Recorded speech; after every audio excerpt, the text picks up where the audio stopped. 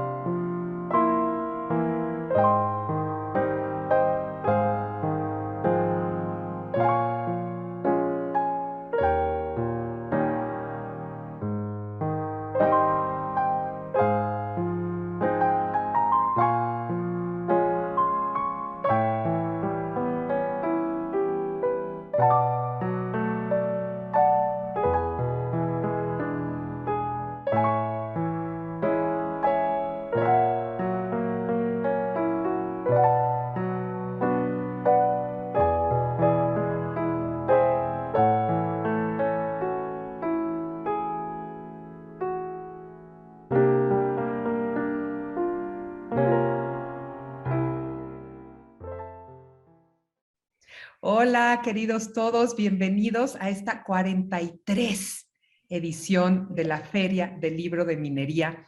Estoy feliz de estar aquí con ustedes, de poder presentar un libro que me ha cautivado. Soy Paulina Vieites, yo soy promotora cultural, escritora, comunicadora, periodista, amante de los libros. Me ha tocado ya la fortuna de estar en muchas ediciones de la Feria del Libro, acompañando a mis amigos autores y autoras a través de la presentación de sus libros, por supuesto, con los míos. Y hoy muy contenta de estar abrazando virtualmente a Fernando Viveros porque me gusta mucho su temática, porque me encanta leerlo y porque tiene este propósito de visibilizar la vida hipermoderna a través de sus letras. Bienvenido a este espacio de la Filminería, querido Fernando. ¿Qué te sientes emocionado de estar en la presentación de tu nuevo libro, de tu nueva propuesta, Resistiremos? ¿Cómo te sientes? ¿Cómo estás por allá? Muy contento, muy a gusto de estar con todos mis amigos de la Feria del Libro de Palacio Minería. Yo quiero aprovechar para agradecer la amable invitación de los organizadores y felicitarlos por este empeño de seguir con la transmisión de la feria. Y bueno, pues agradecerte mucho también a ti, Paulina, que como lo has dicho, pues eres una estupenda promotora cultural, eres una estupenda conversadora. En las charlas de café nos hemos tomado algún café presentando allá en la Feria de Guadalajara. Llevas que más de 1,300 charlas, es algo impresionante, que pues Qué eso locura. demuestra que en efecto pues es un elemento interesante a resaltar, que eres una pues, gran promotora y una gran difusora de la literatura mexicana e iberoamericana, y por eso pues, te lo reconocemos. De la misma manera, yo quisiera pues aprovechar para sumarme al homenaje póstumo que está realizando la feria en esta ocasión, para el lamentable fallecimiento de Almudena Grandes y de mi amigo y mi querido maestro Gerardo de la Torre.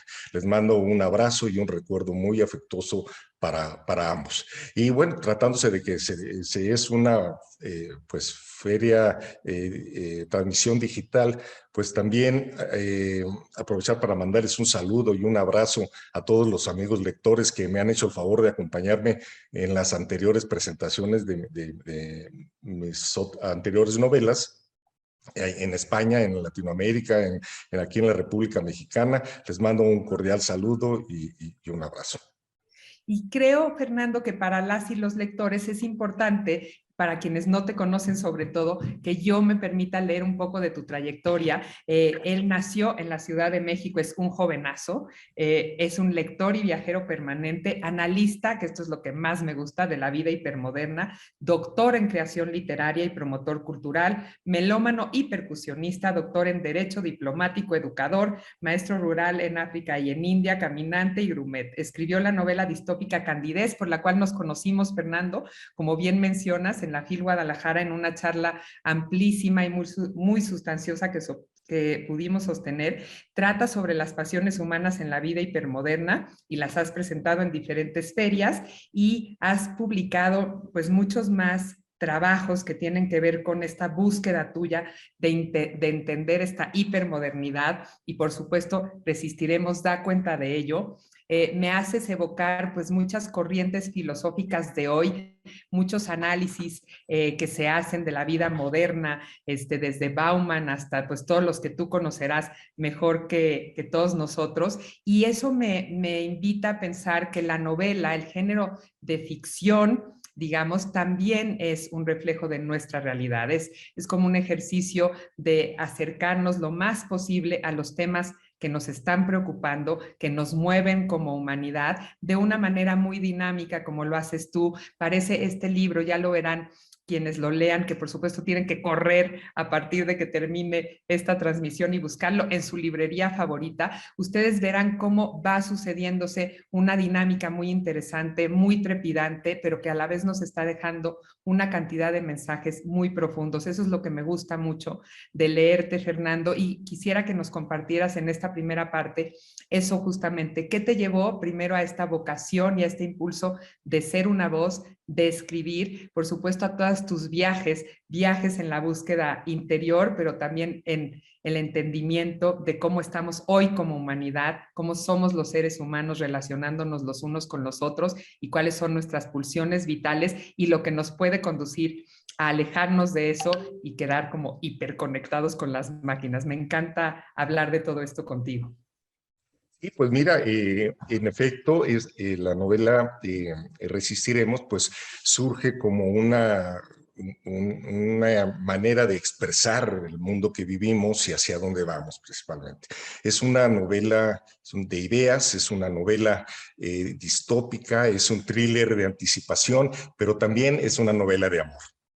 Y yo pienso que, bueno, para dar un breve antecedente, un breve contexto de esto, que yo creo que va a ser una muy amena conversación contigo, creo que la novela Resistiremos surge de la necesidad de comentar el fenómeno de la pérdida de libertad por el exceso del uso de las tecnologías y la hipervigilancia y el control digital. Surge de lo que percibimos en la cotidianidad social, del aceleramiento de la ansiedad, del aceleramiento de la desconfianza, de la soledad y del narcisismo hiperindividualista. Yo creo que vivimos en esta época de la historia de la humanidad, tal vez la mayor de las crisis de la salud emocional y mental de la población. Yo creo que antes ha habido tristes, obviamente, siempre ha habido tristes en la historia de la humanidad, pero resulta que hoy los tristes se dan cuenta que están tristes y además están todos juntos y además se dan cuenta, porque tienen la información a través de las redes sociales, de la tristeza de los demás. Y entonces es así como surge esta novela, en donde pues se bifurcan los caminos, donde tenemos que decidir qué planteamiento nos vamos a asumir nosotros de una manera individual, social y global, entre resignarnos a perder esa libertad y estar bajo el sometimiento de la hipervigilancia y el control digital, o tomar conciencia y resistir a mantener las libertades para defender nuestra memoria, defender nuestra imaginación, defender nuestras conductas y nuestras expectativas. Te preguntaba un poco antes de eso, para ya meternos de lleno a la novela, de tus antecedentes. Compártenos un poco qué fue lo que te llevó hasta ahí. Te preguntaba yo cómo es que empezaste a escribir, cómo te percibiste una voz, cuáles son tus principales investigaciones, qué persigues en tus obras. Y mira, como te lo habíamos comentado antes, yo empecé, soy un escritor tardío, pero eso no quiere decir que no haya sido un lector precoz. Entonces, he tenido la fortuna de poder tener acceso a este tipo de lecturas que nos dan la pauta para percibir y darnos cuenta de qué estamos viviendo en la época hipermoderna. Yo, hemos comentado, tú lo acabas de leer, yo he tenido oportunidad de rodearme de los elementos necesarios para la escritura, que básicamente es el tener la posibilidad de mantener muy cuidada la curiosidad, de tener la posibilidad de haber leído, de haber tenido la oportunidad de viajar y de conocer otras personas, otras culturas, otras diferentes maneras de ver el mundo, y también tener la posibilidad de mantener este espíritu de conversación, de diálogo frecuente para comunicar a los otros el libro de la propia vida y escuchar el libro de la vida de otros y poder nosotros construir una nueva visión del mundo. Y entonces, en ese sentido, a mí me causó pues mucha curiosidad transmitir y registrar la vida que estamos viviendo en estos días. Y yo siento que si hacemos un breve recorrido en la historia de la humanidad, la época que estamos viendo, a mí me parece que es de las más interesantes, como la más compleja.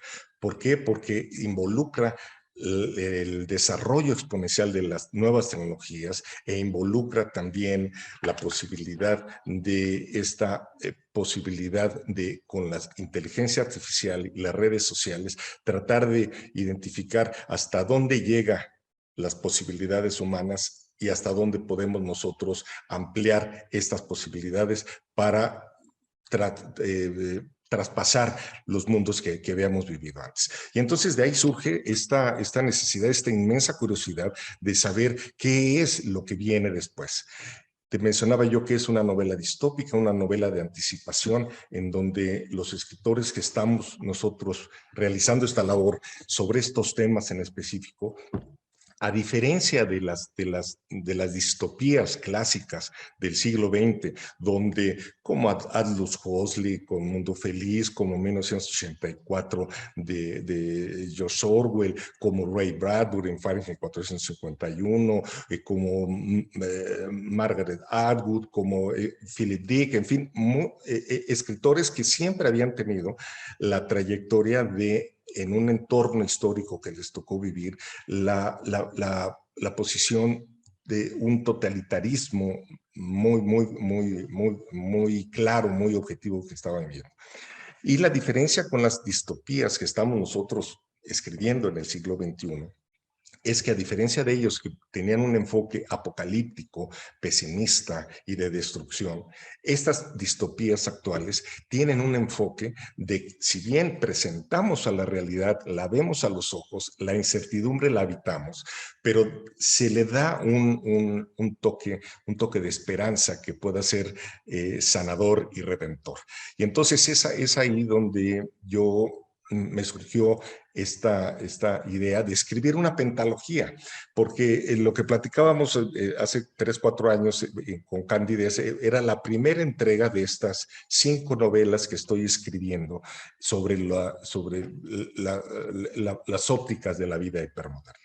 Y esta es una de ellas en la cual yo hablo de la pérdida de la libertad, de la hipervigilancia, de cómo enfrentamos con las nuevas tecnologías, con las redes sociales, esta defensa, ¿no?, de la libertad para contrarrestar la depresión, la ansiedad, la incertidumbre, el vértigo de las nuevas tecnologías que estamos viviendo. Y entonces, pues por ahí estamos escribiendo.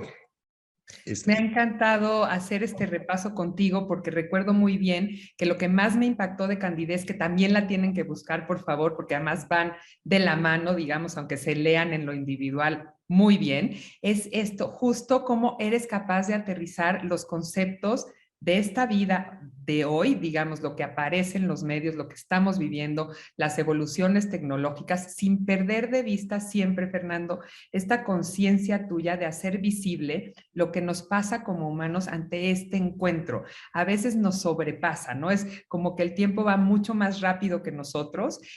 A veces se adelantan procesos como ahora en la pandemia, ¿no? De tener que incorporar tecnologías que a lo mejor hubieran llegado un poquito después, entender la necesidad de estar conectados desde otro lugar, pero no llevarlo al extremo, ¿cierto? O sea, el que tú seas capaz de hablar de esta hipermodernidad siempre tiene el elemento de qué va a pasar con el ser humano si llegamos hasta allá y si la tecnología, que esta es creo que la gran premisa de tu obra, va a poder sentir como nosotros, pensar como nosotros, vivir como nosotros, independientemente de que su intención a lo mejor buena sea prolongar nuestra vida, procurar nuestra buena salud, que tengamos pensamientos parecidos, que nos respetemos más, si sí o no, y esto es lo interesante, va a ser capaz de sustituir lo primario que tenemos, nuestros instintos, las pulsiones humanas, la capacidad de soñar, de imaginar, el discernimiento, que al final son características que aunque a veces seamos unos bárbaros provocando guerras, como ahora, también tenemos la parte de la percepción de la belleza, del amor, de la cercanía, de la conciencia social, espiritual. Es mucho la riqueza del ser humano del interior y hacia afuera como para que esto pueda ser fácilmente sustituible, ¿no crees? No, totalmente de acuerdo contigo, Paulina. Fíjate que el objetivo fundamental de esta pentalogía que estoy escribiendo es mi objetivo central y el eje en el que yo tengo es tratar de provocar el fortalecimiento del humanismo en la era digital. ¿Sí? Tratar de ver, si bien estamos en medio de este galopante y exponencial desarrollo de las nuevas tecnologías, que no nos vamos a salir, no hay reversa, no hay manera de volver a no tener tarjetas de crédito, a no hacer reservaciones con libros, no hay manera de volver atrás. Pero lo que sí es importante es que tengamos la capacidad de darnos cuenta, y esa es también la materia de la novela Resistiremos, por eso resistir a perder esa humanidad, ese tremendo, yo por eso decía que era una novela de amor, porque es una novela de amor hacia la libertad, es una novela de amor hacia la dignidad, es una novela de amor hacia la memoria, hacia la imaginación de la naturaleza humana.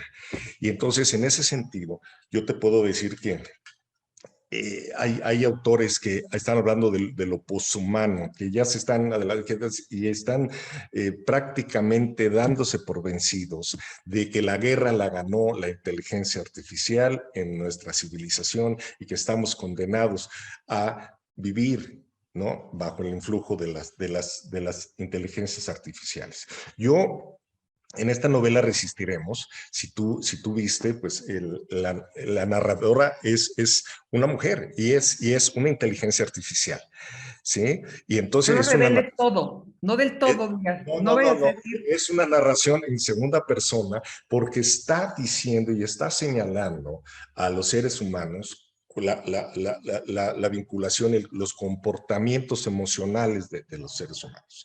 Entonces, yo ahí pienso que la gran diferencia que ahorita comentabas, si estamos en medio de una coyuntura en donde existiera la posibilidad de una evolución de la raza humana en una especie de una raza humana híbrida o una raza humana que esté impregnada de inteligencia artificial. Yo te puedo decir que, bueno, las inteligencias artificiales tendrán que pasar la prueba del ácido, y la prueba del ácido es pasar las pruebas de vivir, sufrir y gozar los contrastes que nos ofrece la vida humana. Es decir, en el momento que yo vea que una inteligencia artificial vive el amor, el desamor, la alegría, la tristeza, que desarrolla un sentido del humor para enfrentar las adversidades como el principal elemento disruptor de esta tristeza, de esta melancolía, y de la manera como puede controlar su enojo y ahondar más en la alegría. Entonces ahí podríamos empezar a ver si estamos en el pie de una evolución de la raza humana por una raza humano-tecnológica o biotecnológica. Totalmente. Y creo que lo dices aquí en la página 136, ya lo verán, queridas y queridos todos. Dices desde la voz de la inteligencia artificial, con una representación subjetiva del tiempo, con relatos intercalados de vivencias de los pasados de cada uno de ellos, utilizas metáforas, alegorías, hipérboles, metonimias, ironías, incluso con guiños de intertextualidad. Me queda claro, hay cosas que no se pueden decir de otra manera. Creo que estás reflejando lo que nosotros leemos en el libro. En efecto, está lleno de esto. De hecho, los personajes están muy bien señalados, construidos, por supuesto, y me gustan los nombres porque además es eso, es tan metafórico y tan referencial. La protagonista mujer se llama Liberté, el protagonista hombre se llama Damián Narcís, porque absolutamente es un narciso. También está, por supuesto, Tomás, que representa la espiritualidad, representa la conciencia de conexión con la naturaleza, lo que nos mueve. Está la figura de la madre, que ahí irrumpe con su dolor, siendo incapaz de sobrellevar su depresión, un padre completamente anulado, una hija que se convierte en madre de su madre y de su padre. Entonces creo que en efecto, a pesar de que están en el territorio Google, ya insertados en la hipermodernidad y tienen esta intención de conectar a todos en estos dispositivos hiperinteligentes que sustituyen a nuestros teléfonos inteligentes y ya están adentro de nuestra piel, adentro de los personajes también se están sucediendo cosas, ¿no? Hay el depredador sexual, está la chica que se siente violentada por eso, quienes se le unen en las protestas contra este mundo que se quiere apropiar de sus conciencias individuales para hacer una conciencia conectada, hipercolectiva, hiperfuncional, hipersaludable, pero que pierde todas estas características de ser hiperhumanos, que creo que son tan vitales e importantes. Trazas una novela muy interesante en ese sentido, la he gozado, la he disfrutado y creo que hay muchísimo que hablar justo por esas capas que ofreces. No necesariamente tiene que ver con que uses esas metáforas y esas exageraciones que están muy bien, sino sobre todo tienen que ver con que nos invitas a hacer este análisis de dónde estamos parados hoy. Así es, porque mira, yo aprovechando que estamos en una feria de libro, yo creo que la lectura es eso, ¿no? Es una conversación entre el autor y el lector, que muchas veces el lector se enfrenta con que son lecturas que uno hace con amigos o maestros vivos o muertos, en donde puede establecer una comunicación y un diálogo del libro de la vida que comentábamos, ¿no? De cuál es el libro de la vida del autor y comparado, contrastado con el libro de la vida del lector. Y entonces en este momento sí pienso que el establecer esa conversación en donde puedes tú transmitir esas emociones, esa evolución de los personajes, en donde de la mujer protagonista, de esa mujer joven, liberal, entusiasta, con grandes ideales, de tratar de entender la conducta humana, a cómo pasa después de verse sometida al acoso de su jefe, el director de la agencia del buen comportamiento, que es donde desarrollan los algoritmos, que ella es una programadora de algoritmos, pues cómo van evolucionando los dos personajes, como de esa mujer idealista, tal vez cándida o ingenua, pues se desarrolla una mujer dura, firme, fuerte, que puede luchar por la libertad y quiere defender la libertad de las personas de decidir si se insertan o no se insertan tecnología en sus cuerpos. Y entonces, bueno, pues se da toda esa evolución, pero no exenta de la batalla, como lo mencionabas, de la batalla con la depresión que vive su madre, ¿verdad? Por haber sido desplazada por algoritmos y por nuevas tecnologías en su trabajo, o tampoco es Que ajena a... curiosamente trabaja en la industria editorial, que me encantó eso y eso, ¿no? Se tiene que reinventar ya a una edad en la que lleva 20 y tantos años trabajando y entonces no encuentra su lugar en el mundo, ¿no? La orillan a tener estos pensamientos ya muy fatalistas porque no encuentra a dónde pertenece. ¿no? Y además, pues le sucede lo que ya sucede y va a seguir sucediendo a muchas personas, que es esta caducidad de sus competencias, aptitudes, destrezas laborales, y la necesidad de reinventarse, no una sola vez en su vida, sino reinventarse periódicamente para mantener una posibilidad laboral. Y entonces, ante todo esto, pues liberté, que aprovecho de decir que li en mandarín quiere decir hermosa, ¿sí? Y liberté, pues sí, efectivamente es una contracción de la palabra libertad en francés. Entonces es un juego de palabras para decir la hermosa libertad, ¿no? Y Damián Narcís, pues sí, Damián es un demonio y es un demonio narcisista, ¿no? Entonces, es ahí la competencia, pero también Damián evoluciona, también Damián se da cuenta al momento de que su propia madre, al insertarse el dispositivo en su antebrazo, le produce unas reacciones físicas internas que le producen la muerte de su propia madre. O sea, la muerte de la madre es provocada por su principal proyecto, ¿no?, de ambición tecnológica para poder seguir controlando y prediciendo decisiones en la sociedad. Y entonces ahí es donde le viene el conflicto al personaje y hay una evolución de acercamiento, de control, hasta que finalmente accede a abortar el proyecto y permitir la libertad de la decisión de las personas para insertarse o no insertarse ese dispositivo. Y en Me fin, late que pues... ya te adelantaste a contar parte del final, ya no No, no, digamos no, no, más no. cosas. Déjenme decir, los queridos lectores, que es apenas la puntita del iceberg, porque estos son apenas brochazos, tal vez un poco aislados, pero que representan unas líneas centrales de lo que conduce esta novela, que efectivamente no es una novela que tenga un solo tema, sino que son muchos temas los que confluyen y yo considero que es así como estamos viviendo. Estamos viviendo en medio de un vértigo de tanta información, de una infoxicación, que ese es el término que se está utilizando ahorita. Estamos infoxicados de información, que es muy difícil tratar de desagregar o escoger cuál es la información correcta. Y entonces, bueno, pues en ese sentido, yo estoy esperando que en esa conversación que se dé entre los amables lectores de esta novela y su servidor, podamos establecer esa posibilidad de decir y de reflexionar sobre estos temas, de decir, bueno, y responder preguntas esenciales, Paulina, que eso es muy importante, de decir, bueno, ¿en qué época vivo, para empezar? ¿Cómo se llama la época en la que vivo? Totalmente. ¿Qué se distingue de las otras? ¿No?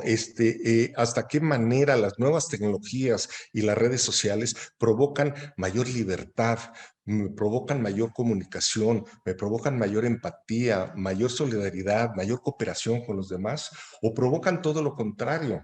Provocan lenguajes de ira, de enojo, de distanciamiento, de indiferencia, hasta de odio. ¿Hasta qué punto yo puedo tomar libremente la decisión de insertarme tecnología o no? ¿O puedo rechazarla? ¿Y hasta qué punto yo seré tolerante con las personas que se hayan insertado esa tecnología, y esas personas que se hayan insertado tecnología, que se hayan mejorado con estas nuevas tecnologías, serán tolerantes de las personas que nos mantengamos naturales? Y entonces ahí es donde viene el conflicto, en donde viene la pregunta de reflexión para todos los lectores, de hasta qué punto vamos a poder manejar esto en una sociedad en donde es evidente que está la fragmentación, es evidente que está la fragmentación individual, la fragmentación social, y que esto nos deriva a lenguajes de odio, a lenguajes de indiferencia, a lenguajes de discriminación, a lenguajes de recriminación, y que esto pues nos avienta en el despeñadero de acciones de abuso, de acoso y de violencia. Y entonces es ahí donde yo invitaría a los amables lectores y asistentes a esta feria de que podamos reflexionar conjuntamente sobre estos temas con nuestros vecinos, con nuestros familiares, con nuestros amigos, para poder al menos estar conscientes y girar nuestra voluntad hacia la conciencia de estos temas. Me encanta eso porque pones en el centro la posibilidad de una discusión, de ser individuos reflexivos, Fernando. Creo que nos falta también esa parte porque en estas culturas de la inmediatez no digerimos todo. No alcanzamos a discernir, no formamos una opinión porque no nos da tiempo, porque no nos detenemos conscientemente a reflexionar. Entonces, esa es una parte muy interesante. Los libros en esta gran feria del libro, lo recordamos siempre, y ya lo has dicho, son los grandes facilitadores de esta conversación, son herramientas indispensables para educarnos, para aprender, para sensibilizarnos, para estar mucho más conectados, si hablamos de hiperconectividad con nosotros mismos, con los otros, y me preocupa un poco este discurso y me encanta que salga en la novela como un punto fundamental de la tristeza, de estos individuos que nos estamos convirtiendo no solo en individuos profundamente solos, aunque estemos tan cercanos, aunque sea virtualmente, a las comunidades, sino también que vamos cargando estas depresiones, estas profundas tristezas ante lo no resuelto, ante no sentirnos útiles, ante las heridas primarias, porque hablas también mucho de cómo cada personaje está marcado por su infancia, por cómo lo trataron. Me llama mucho la atención esto. Somos una sociedad triste, Fernando, somos una sociedad completamente deprimida, somos una sociedad que tenemos todo y a la vez hemos perdido lo esencial. Es una estupenda pregunta la que haces porque lo trato en la novela. Aparejado al desarrollo exponencial de las tecnologías, aparejado a la aparente solución de todos nuestros problemas. De salud, de todo. Porque la información que nosotros damos de nuestros gustos, de nuestras preferencias, de nuestras filias y de nuestras fobias, lo que nosotros voluntariamente y todos los días le estamos dando a ese gran captador de información, ¿no? Que son las redes sociales, que lo suben a una nube y que lo capturan, lo almacenan, lo analizan. lo categorizan, lo analizan y nos los devuelven con mensajes de publicidad para decirnos concretamente qué consumir, con quién relacionarnos, qué información tener y por quién votar.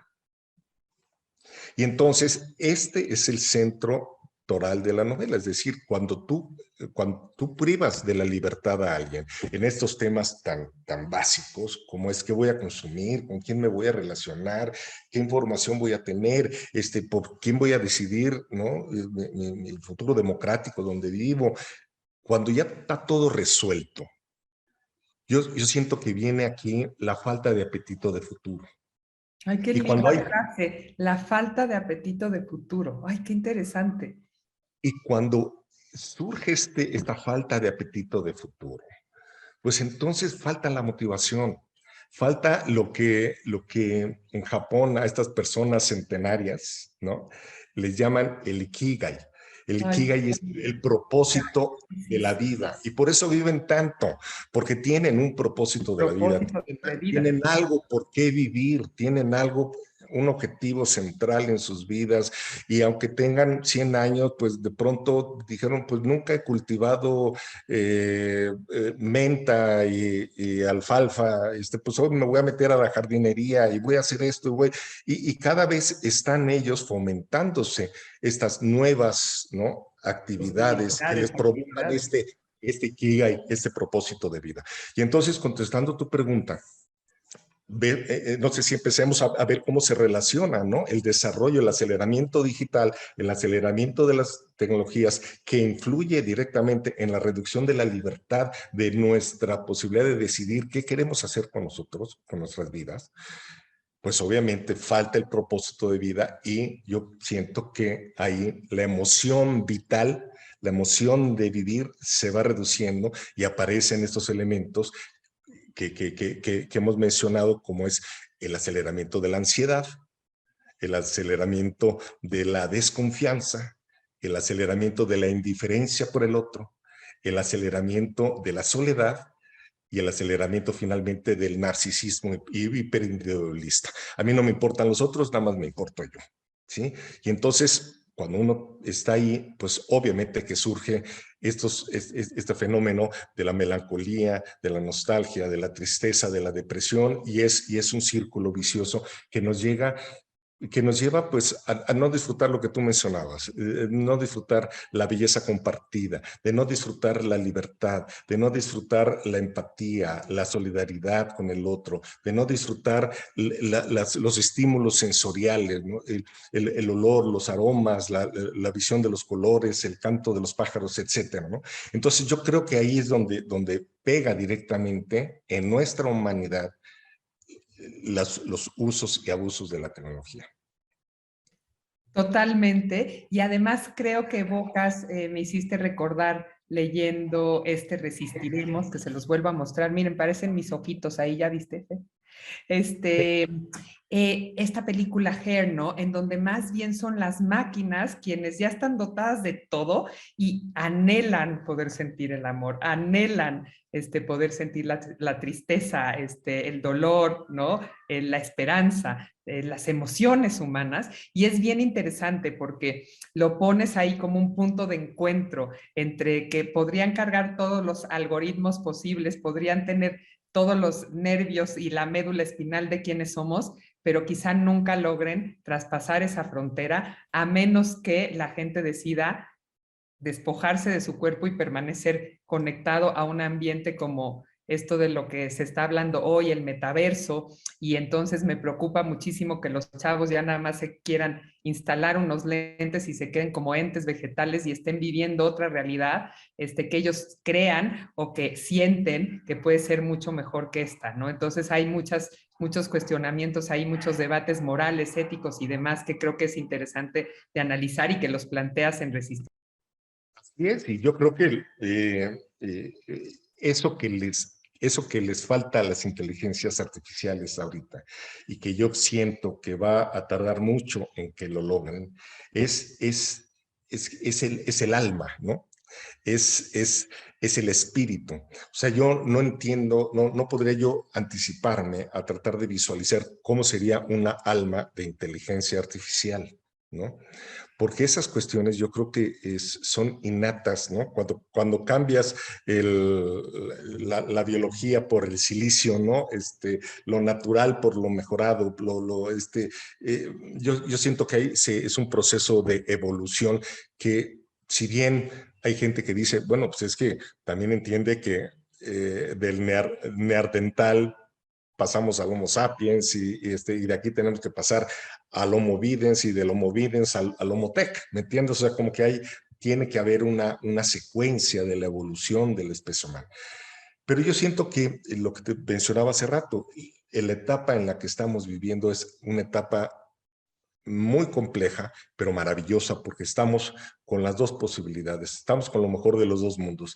Todavía conservamos estas grandes emociones humanas, ¿no?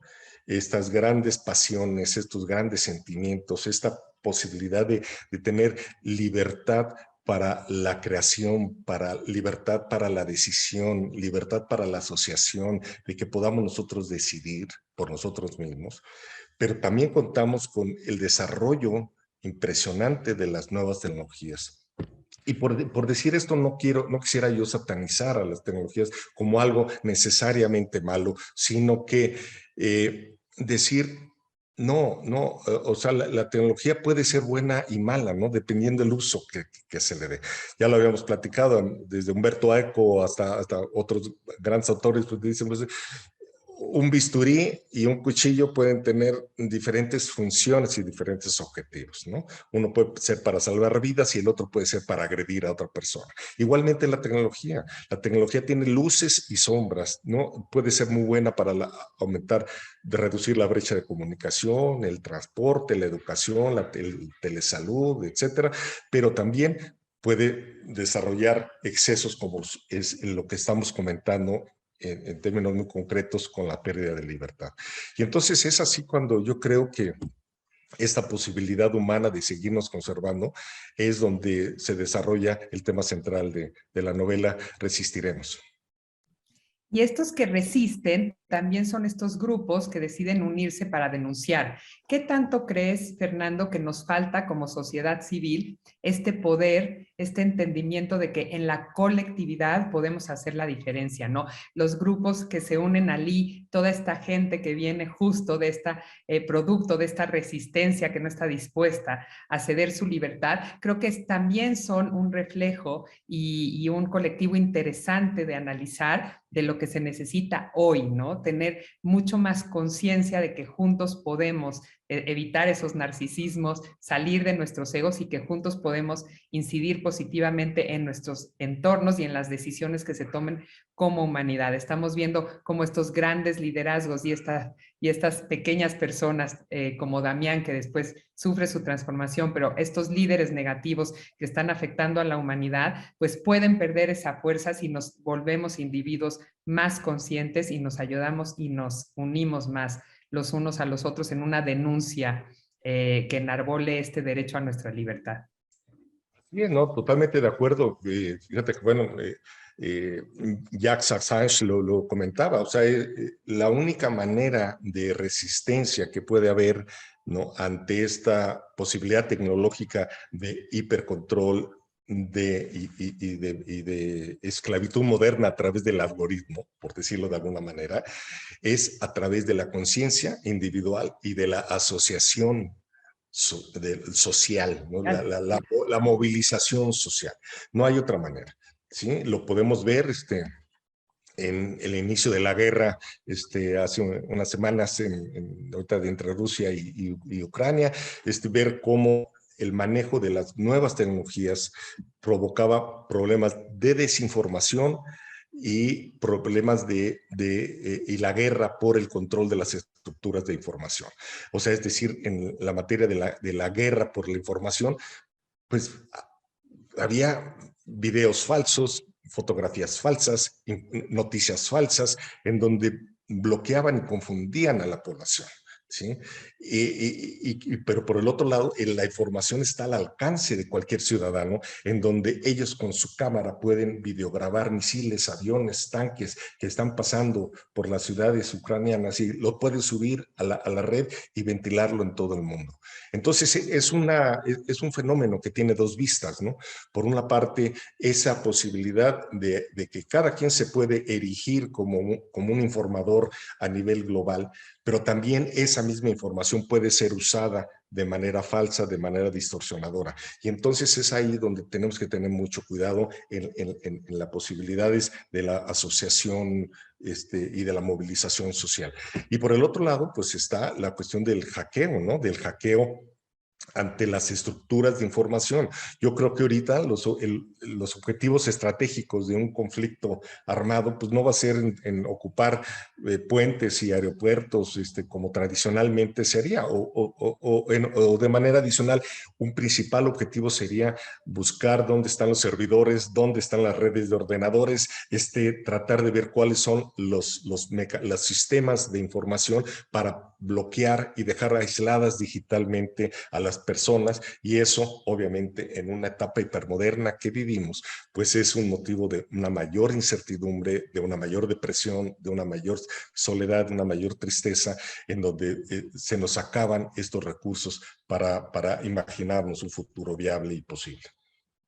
Me encanta cómo lo dices, me encanta resistiremos. Por favor, busquen Candidez, busquen resistiremos. Tenemos que estar pendientes de tus siguientes publicaciones para que se complete esta colección que va a sentar un precedente en nuestro tiempo. Creo que estos ejercicios hacen que se quede memoria de lo que estamos viviendo hoy, que dejen larga huella, que tengan largo aliento. Eso es lo que te deseo. Y me gustaría que nos compartieras ya para cerrar, querido Fernando, ¿qué sigue para ti? Entiendo que el lanzamiento de una publicación como esta de un libro es un gran respiro para el autor, pero también es un no parar, ¿no? Seguramente vendrán a partir de esta FIL de minería y de tantas otras presentaciones que tendrás, muchos encuentros con los lectores y las lectoras, que es lo que tú anhelas, muchas y grandes conversaciones, pero sobre todo tu necesidad de seguir escribiendo. Sí, como te decía, esta es una es la tercera parte de una pentalogía. La primera parte fue Candidez, donde doy una idea general de cuáles son los grandes problemas, retos y dilemas de la vida hipermoderna, donde hablo exactamente de la memoria, de la imaginación, de los chips insertados. En la segunda hablo de la programación, y seguiremos siendo nosotros, se llama, hablo sobre la posibilidad de la programación genética y de la inserción tecnológica para mejorar las capacidades de desempeño mental, físico, psicológico de las personas y cómo sería la comunicación y la convivencia al interior de una familia en donde hubiera miembros mejorados y miembros naturales, ¿no? Entonces, ¿cómo se daría ese encuentro cuando una hermana tenga mayores posibilidades y la otra no? Entonces, ¿cómo se daría eso? La tercera es esta Resistiremos, donde hablo sobre la hipervigilancia y el control digital dirigidos a reducir la libertad. La cuarta viene, y que la voy a ya presentar a fin de año, tanto en el Zócalo, en la Feria del Zócalo, como en la FIL de Guadalajara, trata precisamente sobre la colonización espacial y cómo se manejan los diferentes valores, emociones, pasiones y virtudes entre la disyuntiva en conservar los recursos y aplicarlos a solucionar los graves problemas que tenemos en la Tierra, o dirigirlos a explorar, a colonizar la Luna, Marte y otros planetas. En fin, pongo ahí una disyuntiva ética entre estas dos grandes vertientes que son muy actuales, como tú sabrás.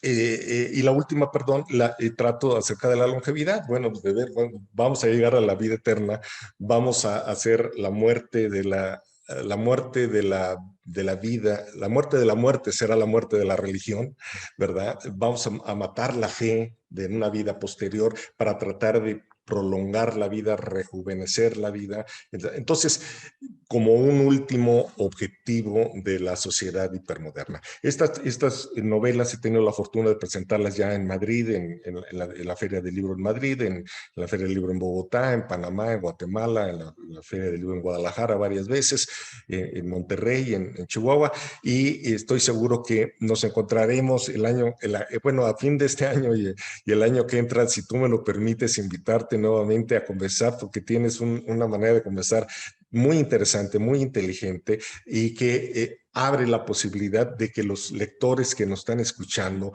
puedan sentirse motivados con esta conversación para llevar a cabo conversaciones propias sobre estos temas y hacer eso que te mencionaba que te mencionaba anteriormente, de reducir la falta de apetito de futuro para propiciar una mayor humanización en la era digital y poder imaginar juntos un futuro viable, un futuro posible que sea lleno de empatía, de solidaridad y de disposición de cooperación. Ay, qué bonito lo dices. Felicidades, Fer. Estaré acompañándote en todos estos logros, en tus búsquedas. Conversaremos mucho más. Gracias a todas y a todos quienes están conectados en estas transmisiones de la FIL de Minería. Es una feria que adoramos, es la feria de nuestra capital. Es una feria importantísima que trasciende. Qué bueno que tus obras van trascendiendo, que van borrando las fronteras, que van abriendo posibilidades de diálogo en otras culturas y en otros países. Muchísimas felicidades. Está ya Resistiremos aquí de venta en la feria de manera virtual y por supuesto en sus principales librerías. Ustedes que me conocen ya saben cuál es la mía. Te abrazo, Fer, a la distancia. Les agradezco a todos los que hicieron posible esta transmisión y los invito a que sigan conectados con todos los contenidos de la FIL Minería, la edición número 43 de esta feria que ya dijimos queremos tanto. Gracias, Fer. A ti, Paulina, les mando un saludo a todos y les deseo que pasen una muy buena tarde y muy distraída en esta feria del Palacio de Minería. Muchas gracias.